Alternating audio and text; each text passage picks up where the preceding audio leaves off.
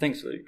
I suppose my research is not concerned so much with the violence, the more recent violence in the north of Rakhine State, with a more organised insurgency going there, with the challenging the state there, and then the state crackdown on the communities, which has occurred there, not just on the insurgents, but also in the communities.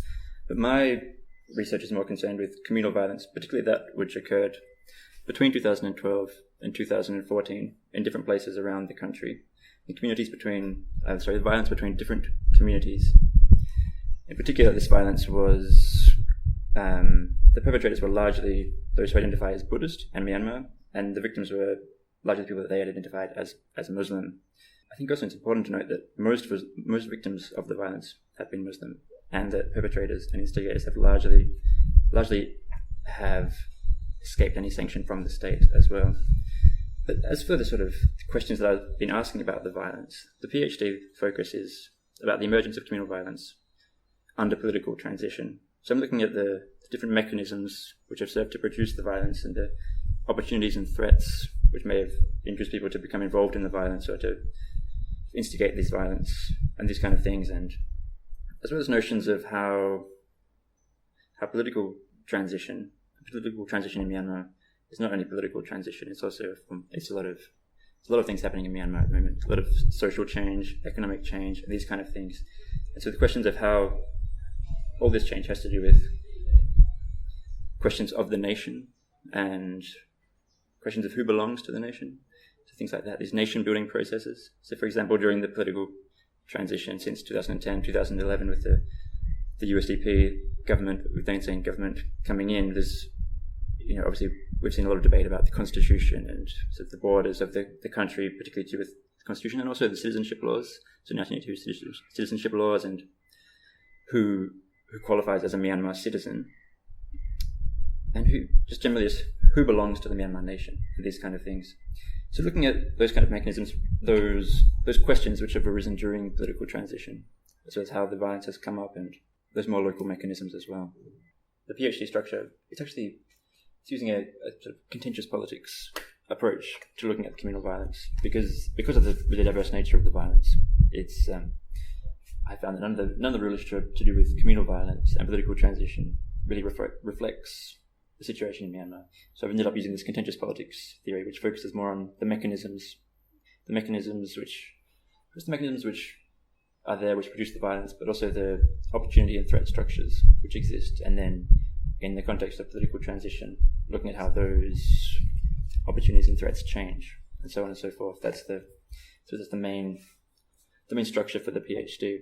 But broadly, it'll look at how historically how the different identities came to be in Myanmar. So some general ideas of Buddhism in Myanmar, the Burmese Buddhist, and reflecting on the nationalist slogan, to be Burmese is to be Buddhist.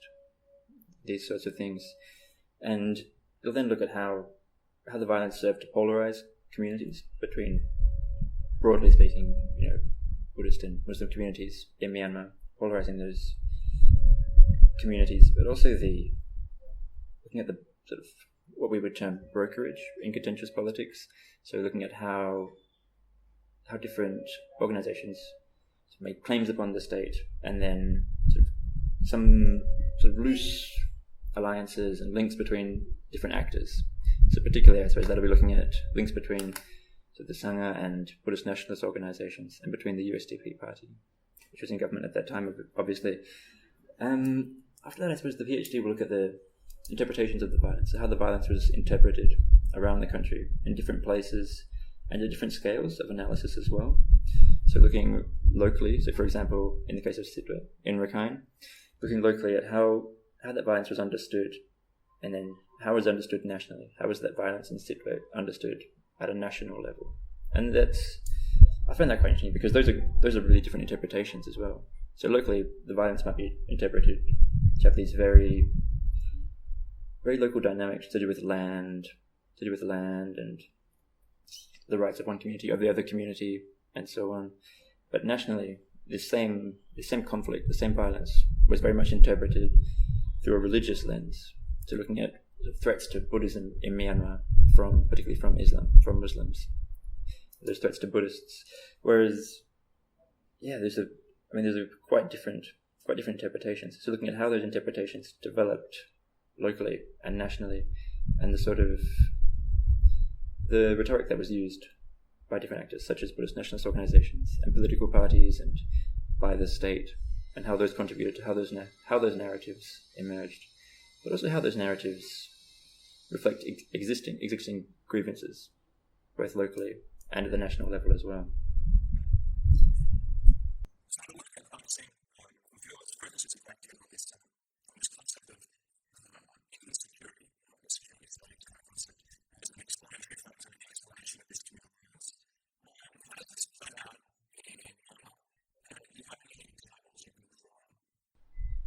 Yes, certainly.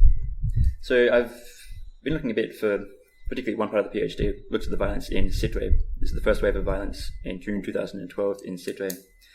And the theme for that, this chapter of the PhD, and which is hopefully will become an article as well, is this insecurity, as you mentioned, Luke, and particularly the insecurity of relations between different communities in towns such as Sittwe, but also between different communities and the state. So the inability of the state and its security forces to provide security for these different communities living in Sittwe. And this theme of insecurity, the reason I wanted to focus on it was because it just came out so strongly in the interviews that I was doing in Sittwe and surrounding villages. There's a lot of talk, it seemed, after the violence. People were saying, before the violence there was so much distrust between communities. There was a lot of violence between communities, and the state really failed to do very much to provide security, I suppose, to provide security between these different communities. And then as tensions rose in Sittwe due to different incidents around Rakhine State before the violence in June 2012, so you had there was the rape and murder of a Rakhine woman in southern Rakhine, and then there was the murder of 10 Muslim pilgrims on the bus into central Rakhine State, and then in northern Rakhine State, some Rohingya rioted in response to that, and they were shot, and so on and so forth. And so in Sittwe, although these events were, geographically not very close to Sittwe, the tensions really rose between communities in Sittwe. And it seemed to me like, during these interviews and having a look at the events which took place in Sittwe in early June when the violence started, there was a real sense that because the state could not provide security, communities had to provide their own security. So they started to take defensive measures, such as, maybe stockpiling items which could be used as weapons, or sending the elderly and children outside of the city, just leaving young men on the streets to provide defense if the violence did happen. And each side, hard to say each side, but various people from both Muslim and also Rakhine communities expected the other community to attack. And so as a form of defense, individuals from certain communities and so on and so forth attacked the other community as a way of defense. And largely, that phenomenon, I think, stemmed from this insecurity relation between communities, and also insecurity between the communities and the state. The state could not provide security, so the communities took it upon themselves. I don't think this necessarily means that other work that's been done on Sittwe is wrong or incorrect or anything. I think it adds some context to those findings as well. For example, the International State Crime Initiatives found that there was different forms of mobilization behind the violence, and so on and so forth. I don't think that's incorrect, but I think if we look at this dynamic of insecurity as well, it helps us to understand the context in which that was taking place, and also how the violence occurred in other villages or in other I guess they call them villages, but different quarters of Sittwe town, and so on and so forth. Because if there's one thing we know about communal violence, it's that it's diverse, right? There's many different people who become involved in communal violence, and they do so for many different reasons, like to take out sort of grudges against their neighbour who happens to be from a different community, a different religious group, a different ethnicity, but perhaps their grudge has nothing to do with the fact that they're from a different community, but they use the violence as an excuse to take that out. Or some people, they're interested in looting, these kind of things. Some people do have, grievances obviously towards the other community based on questions about identity and their interests of their own community as well.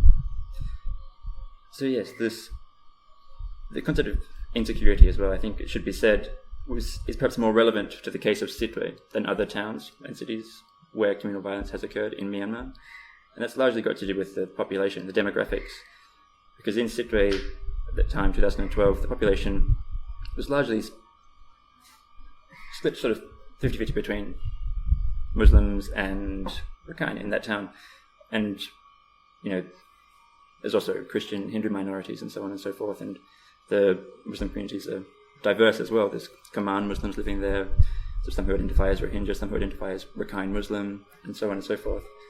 But by large, because of that demographic split, the threat perceptions on both sides were much higher than they are in other towns or cities around Myanmar. So, all right, I mean, all of this is couched in the language of the state and of the weak state and the inability, etc., etc. So, I think that can you talk a little bit more about that, like about the changes in the structure and operations of security forces and how that's contributed to communal violence in Myanmar in your research? Yeah, absolutely. So when I was doing these interviews in Sittwe, something that came up sort of with interviews with Rohingya people and also with Rakhine people was that they said when the violence started, the security forces didn't intervene. I think in some ways that perhaps wasn't surprising because in the past there was an inability of security forces to stop the violence occurring. But once it had occurred, the military came in and managed to quench the violence within a relatively short period of time. And they'd done that in 2001 and in 1994 as well, when there was communal violence between communities in Sittwe. And so people told me in the interviews, we expected the military would come in and stop the violence. But in 2012, the response was much slower and much less effective, which allowed the violence to occur in different towns around, or different villages around Sittwe, and different parts of the town as well before it was stopped. And it was largely stopped through segregation as well. The military escorted Rohingya Muslims and Khmer Muslims outside of the town to villages which would become IDP camps outside of Sittwe town. And I think in part the failure of security forces to effectively respond seems to have been in part due to security forces reform under the USDP government. The sort of security forces reform started before the USDP government, but then in the early years, 2010, 2011, 2012 even, there was more reforms, and police began to take over responsibilities that the military previously had. So, for example, police took over responsibility for crowd control and also for law and order in different towns, cities, and villages around Myanmar. So I think that is one part of it.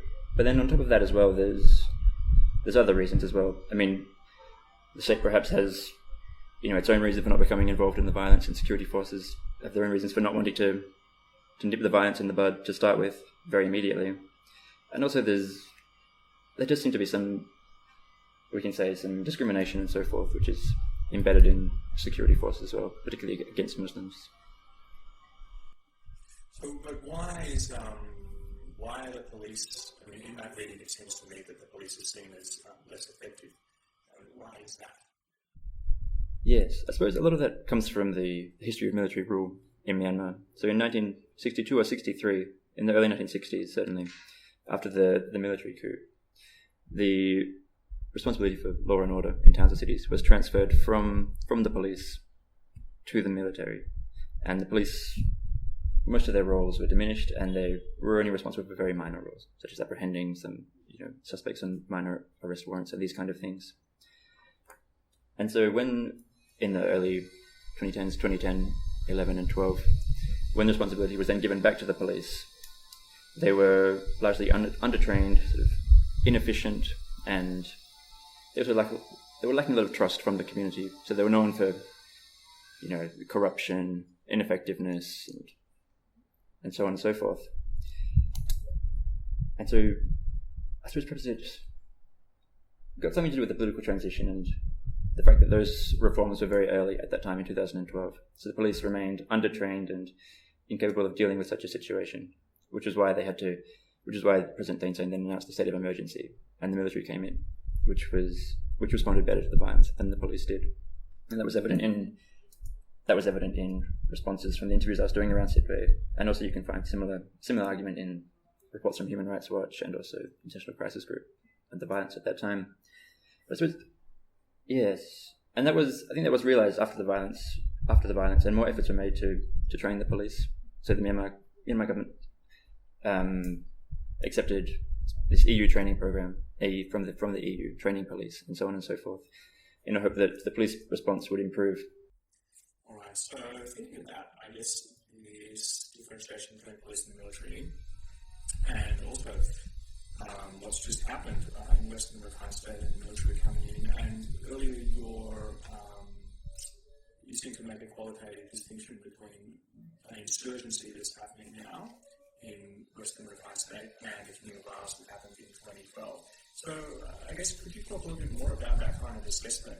When do we call violence communal, and when do we call it an insurgency? Is that inherently political? Right. So when is violence? When's it communal, and when is it an insurgency? Well, one part of it is certainly the role of the state. So in the violence now in northern Rakhine State, you have the since October 9th, 2016, when this insurgency seems to have begun in northern Rakhine State. There's still a lot we don't know about that insurgency, but these attacks, and the people who've come out and said that they're speaking on behalf of this organization have said that they are engaging in violence against the state, and they've explicitly said that their target is the state and actors of the state, of the Myanmar government, and they want to avoid attacking members of the other ethnic community. So they're going to avoid attacking Buddhist Rakhine. Whereas the communal violence that I was looking at in 2012, between 2012 and 2014 in Myanmar is largely between the two different communities, between communities which identify themselves and identify the other as different along some kind of communal line. So we use the word communal because it's quite a broad term that we can use to define these broad communities which are engaging in violence. So it could be along sort of ethnic boundaries or religious boundaries between communities, or even across locational identities, locational boundaries between the different communities. So that's what we tend to term communal, I suppose, in academia. But of course, you're right, you're absolutely right, that these interpretations are very political. So there's some people who don't really like the word communal being applied to this kind of violence, because they say, well, was this really communal, or was the state behind this violence more than you're letting on by using the term communal? But in academia, using the word communal, at least in a lot of the work that I've been dealing with, doesn't necessarily mean that the state didn't play a role as well. And in that chapter that I shared with you, Luke, about the Sidway violence, the state very much played a role there, I think, by not being able to guarantee the security for these two different groups, and so on and so forth. But beyond that as well, the role of the state, people of course pointed to the alliance between, or the seeming alliance between the then USDP government and Buddhist nationalist groups in Myanmar, across Myanmar, and that alliance and what the implications of that had for communal violence, and so on and so forth. So we saw increasingly before the 2015 election that there were, more and more evidence of some sort of alliance, formal or informal, perhaps leaning more towards the informal, where the state had passed these race and religion protection bills, and sort of as a way of showing support for the USDP party, which had supported these laws, Buddhist nationalists were increasingly encouraging people to vote for the USDP. Yeah, and while we're on the topic of Buddhist nationalists as well, I don't want to talk about it too much because I know you were talking about it in previous podcast on your program, Luke. But certainly, Buddhist nationalists in their agenda is certainly truly diverse, and people get involved and support Buddhist nationalist organizations for a variety of different reasons.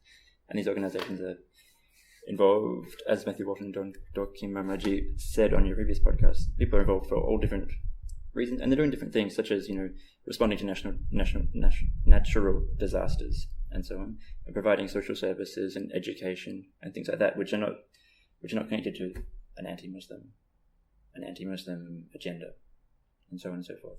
But I think as well we shouldn't perhaps shy away from the fact that the emergence of groups such as Mabatha was from the 969 movement, which did have an explicitly anti-Muslim agenda as well. Nini Jor from NUS, he's done a lot of research into Mabatha and 969 and so on, and he's documented many cases where leaders of, well, it's difficult to say leaders because it's more of a network than an organization, actually, 969, but when prominent people from the 969 movement in their own sermons have explicitly said that 969 was a response to the numerals used in Muslim communities, 786, which identify Muslim businesses and so on, and the Buy Buddhist campaign that 969 ran was very much a response to that, in the words of leading figures from the 969 movement and so on and so forth.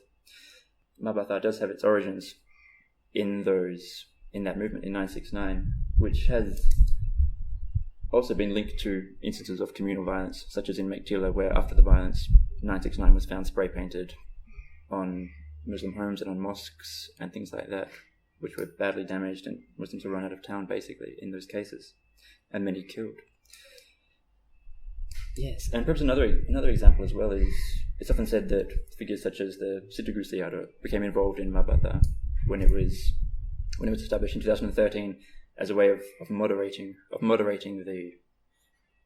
the sort of more extreme members of 969 and so on, who are becoming involved in Mabatha.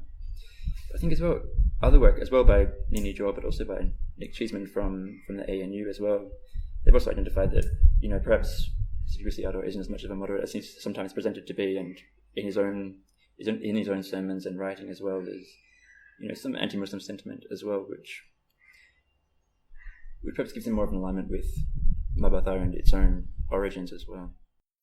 So one of the great things I think about your research is that you're in political science, but you're also very much committed to grounded thinking your own minds, not the abstract kind of game theory stuff. So you spent a lot of time in Rakhine State and elsewhere over the last 2 years. Could you talk a little bit about the strategies that you employed and the importance of trust, and maybe tips for ongoing PhD scholars in the future, how to maintain relationships with informants in such tense contexts? Yeah, absolutely. So I spent a fair bit of time around Rakhine State, but also in different places in central Myanmar and also in Shan State and so on. I think in terms of going in, I think especially particularly when it's such a sensitive topic, and perhaps I should have been more aware of this going in to start with as well in my own research, was that it's really important to have those established networks and to work through people that you trust and people who know the situation well, and to know people locally who can sort of guide you and so on and so forth. And they also end up contributing a lot to your research as well, especially translators. Yeah, maintaining those networks and so on and so forth for your research. I think Matthew Walton and Dr. Mamraji also talked about this, but the importance of giving back to the people who do help you with your research and so on and so forth. Because primarily, I think, what's the point of doing this kind of research and trying to understand these contexts and what's happening and so on and so forth, if you're just going to go back to Australia or wherever and sit in an office. So I think giving back is really important, and that can be done in various different ways: trainings, education, so on and so forth, providing support when people need it and that kind of thing. Even supporting those organizations, helping out, this kind of thing really helps to build that trust, and people, I suppose, feel more comfortable talking to you after that and so on and so forth, and repeated visits, these kind of things. A lot of it, I suppose, is just human stuff, human nature, I guess, and spending time with people and connecting, sharing your own experiences as well, different things as well. And as someone who's been lucky enough to travel around different parts of Myanmar and asking people in different places about this phenomenon of communal violence in different places and so on and so forth, people in different parts of the country are really interested to hear about the situation. Say, in Shan State, if you're from Rakhine State, or if you're from central Myanmar, to hear about what's the situation in Rakhine State, and vice versa, right? So yeah, sharing and opening up yourself as well, and yeah, so it's being honest with people.